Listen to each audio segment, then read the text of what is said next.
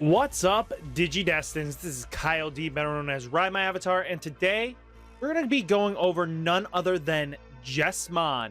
Jesmon in BT7 got a really solid boost in consistency because now all you need is one line, and you have Sistermons now that can cycle them back into the game that you used to just lose out on.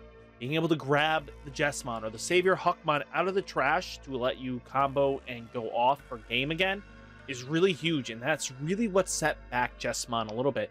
You still have the inconsistency issues that Jesmon used to have, and that is that it still bricks a little bit. But now you can at least reliably say you can get one line going, and you can just cycle it in and out, in and out. So let's dive into the deck profile and let's talk. So as a BT7, Jesmon's main core deck has gone from a normal 22 card engine to a 26 card engine.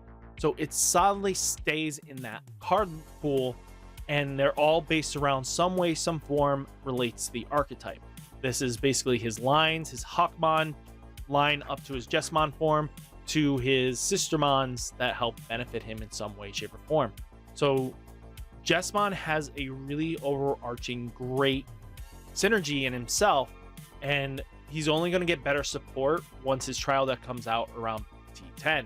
We do not know when that's happening, but we also know that there is a nerf coming in the form of SaviorHuckmon getting the snip. He will be dropped down to 1, and the deck will lose some consistency power boost. So I mean, as long as you can keep cycling the one SaviorHuckmon, you're really decently set. So let's keep talking about it. First off, let's talk about the ace of the deck.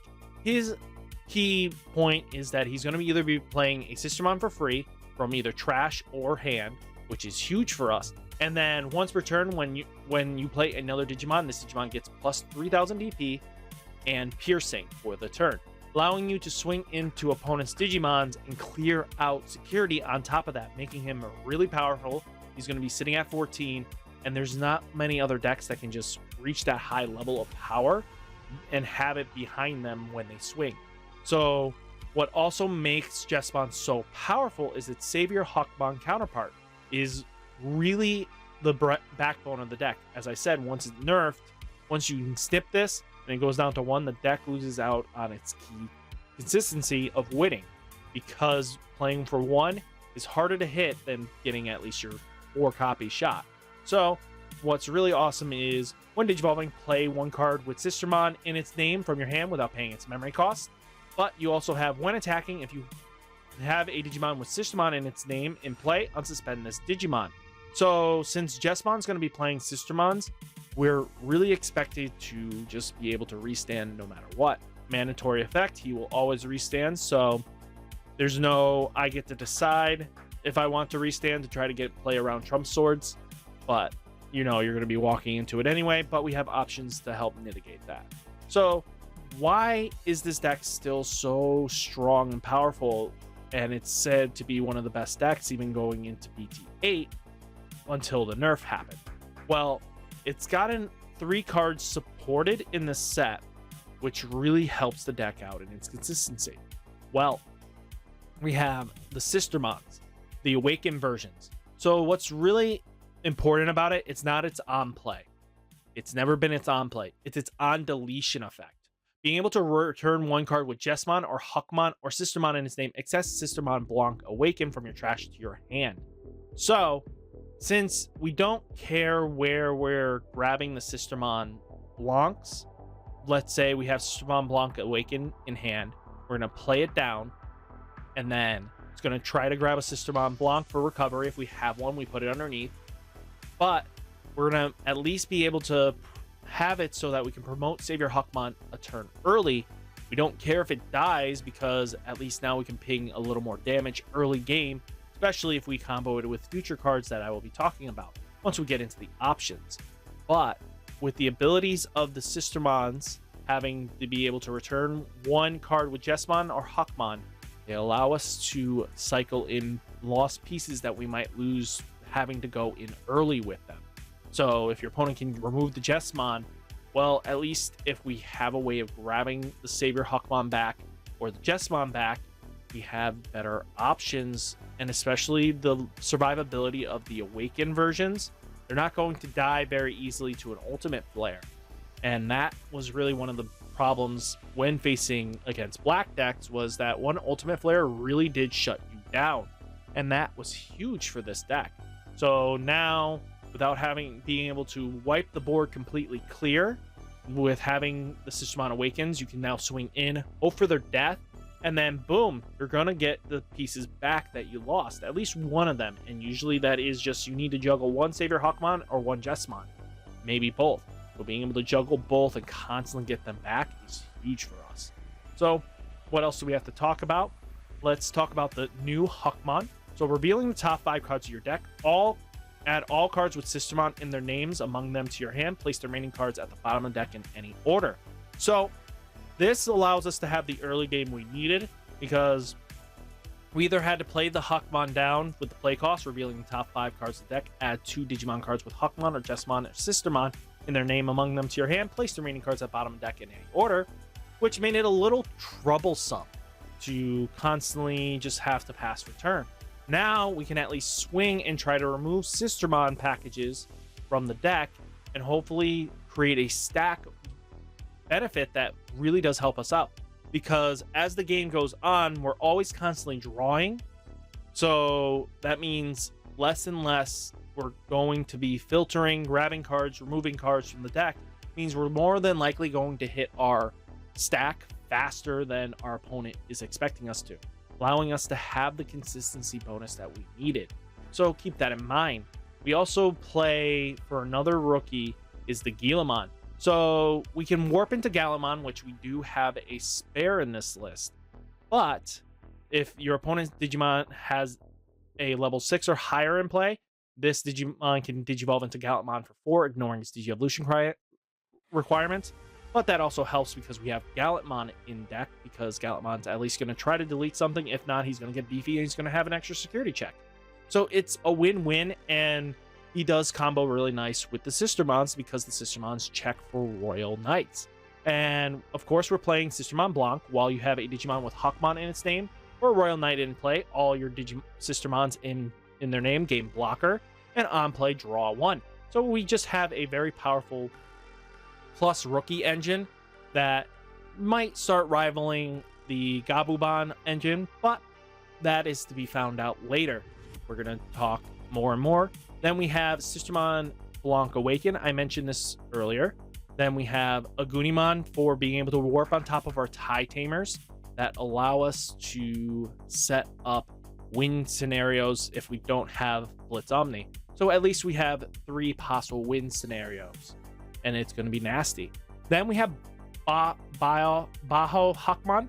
So when attacking once per turn, if you have a Digimon with Sistermon in its name in play, delete one of your opponent's Digimon with 5,000 DP or less. Being able to remove threats is huge for us. Sadly, the alternate art removed Sistermon Seal. I mean Blanc. No, not Blanc. Seal, Blanc, and then remove the other Sistermon from the image. God, I'm forgetting her name. Greymon Security +1 in this deck to help OTK still is the viable strat of this deck. Sistermon Seals in here for all Digimon with Huckmon in their names and Royal Knights in their typing gets +2,000 PD, making them harder to kill off. And then on play, gain a memory. And then we have Sistermon Seal Awaken. So if you may place one Sistermon Seal from your hand or trash at the bottom of your Digievolution cards to delete one of your opponent's Digimon with a play cost 5 or less. Well, why are we playing this seal? Well, if your opponent is playing hybrids, most of the hybrids have 5 cost or less. So that means we can use the Digimon in our evolution stack to possibly draw us a card on top of that while removing a threat. Especially early game when we can do this to remove any 5 play costs. Even in the mirror match, it might help us out because killing a Awakened Blanc before they lose out on their SaviorHuckmon or even their Jesmon might set us up better, because if you can pop it earlier, it will help you in the long game. So keep that in mind. You also play Volcandramon for an extra security check. Rise Greymon is in here for lowering the DP down of one of your opponent's Digimon. So 7Ks all of a sudden become in range for SaviorHuckmon. So SaviorHuckmons being able to pop the 5000 DP, really nice. And then we have Ridemyavatar being able to play us a tamer as well, especially early game, setting us up with the tie for free and without having to pass turn is really good for us because we want to take out threats. And it allows us to go on top of, like, let's say Gallantmon on here and at least swing in and possibly pop something as well with his effect, because now that brings down 6000 DPs down to 4000 DP, allowing you to pop and just remove the threat. We talked about Savior and Jess. We've talked Omnimon's in here for the OTK strat, just to finish off. After Jesmon swings twice, you Digivolve into Omnimon, win game. Let's talk about the options of this deck. So we have dedicated plans shutting off our opponent's options, which really make it beneficial for us. And then we have Judgment on the Blade, allowing us to have one of your Digimon with Huckmon in his name or Royal Knights in his type can attack your opponent's unsuspended Digimon for the turn. So this allows us to be able to remove annoying threats that our opponent really didn't want us to have, well, that you don't want your opponents to have. It's really important to remove their threats early. And then its security effect is really nasty, so you may play one Digimon with Sistermon in from your hand or trash without paying its memory cost, then add this card to your hand. You can now play the Awakens, now trigger their effect. Awaken can now recovery 1 if you have a Sistermon Blanc in trash on top of that, and boom, or in your hand. And now you have a setup for your next turn, especially after Judgment and Blade goes to your hand. Now you're just really ahead. Your opponent now just net 0 on damage, and that's really how you're going to set this up. New option card right now, Giga Storm. This card deletes up to 2 of your opponent's Digimon with 8000 DP or less. This helps up in the mirror match because it'll remove the Awakens or the Sistermon Blancs, at least 2 of them, pops them. It pops any of the matchups against Lilith Loop, if that deck even still exists after this, because being able to pop 8000 DP or less means that now their ultimates that they just played to try to loop into Lilithmon after that swing, if this gets revealed in that security, now you remove the 2 ultimates and now they don't have a way of continuing to loop. Now they have to play a different way of climbing back up, and that could win you the game in that extent alone. Giga Storm is such a very powerhouse option. I really suggest you giving it a try. We have Gaia Force because popping 1 Digimon is huge, but we also are playing Lightning Joust. The reason why we're playing Lightning Joust in this deck, and I'm going to explain this, is so early game aggression can really make or break this deck. So like I said before, if we use, now we can pull up our Greymon early out of raising, Digivolve into SaviorHuckmon. We can go right into Sistermon Seal Awaken and then grab the seal underneath it. Yes, he's 7000 DP. That's fine. We don't care because the Awaken version will at least recycle the SaviorHuckmon back, allowing us to have us a earlier game status and letting us swing in for extra damage. Means we're swinging in for 9k. In most circumstances, even in worse circumstances, it might swing for 10. And that means 2 security checks that are uninterrupted, or maybe 3. And then your opponent is really going to be falling behind because now they have to get rid of the Huckmon, because if you go into Jesmon the following turn, boom, they're done for. And Lightning Joust also helps out if you don't get into Greymon, because at least then you can have the tie, use the Lightning Joust on top of your Jesmon, and then your Jesmon's at least having it like a mini Greymon underneath it. So it's a win-win category. And then we do have Tai Kamiya. So Tai Kamiya really does help out in this deck because it allows you to OTK strat. So all your red Digimon with 4 or more Digi-Evolution cards gain security +1. So things you need to take away from Jesmon itself. Jesmon is still brick heavy in a sense, but it's getting less and less brick heavy because it's gotten ways to get 1 line back.